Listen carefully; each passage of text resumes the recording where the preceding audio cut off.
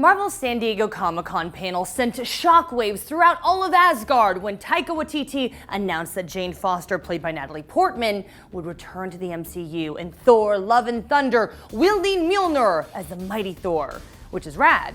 But how? Especially since Chris Hemsworth's Thor Odinson seems worthy enough by the end of Avengers Endgame. Well, it all begins with Thor, God of Thunder number 12. In the comics, Jane is diagnosed with breast cancer and started chemotherapy treatment to combat the disease.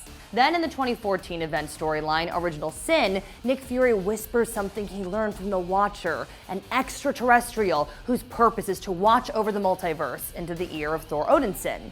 The revelation was so devastating that Odinson dropped Mjolnir and could no longer pick it up, thus he was no longer worthy.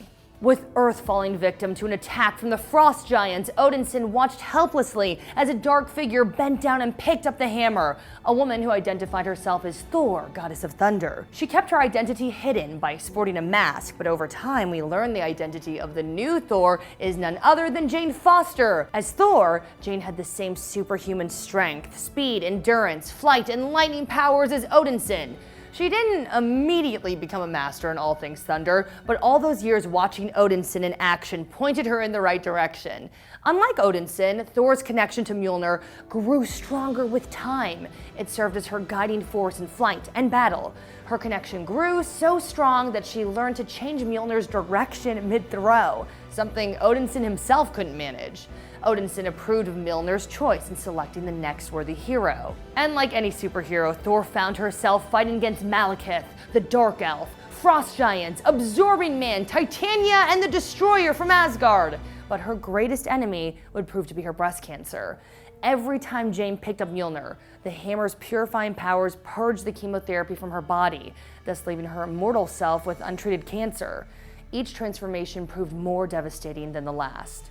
Later on in 2015's Secret Wars, Thor would battle Odin himself one-on-one, join the Avengers, and team up with Doctor Strange. Strange warned her that one more transformation would kill her, but the rising threat of Mangog forced her to transform into Thor one final time, making the ultimate sacrifice to defeat this powerful threat.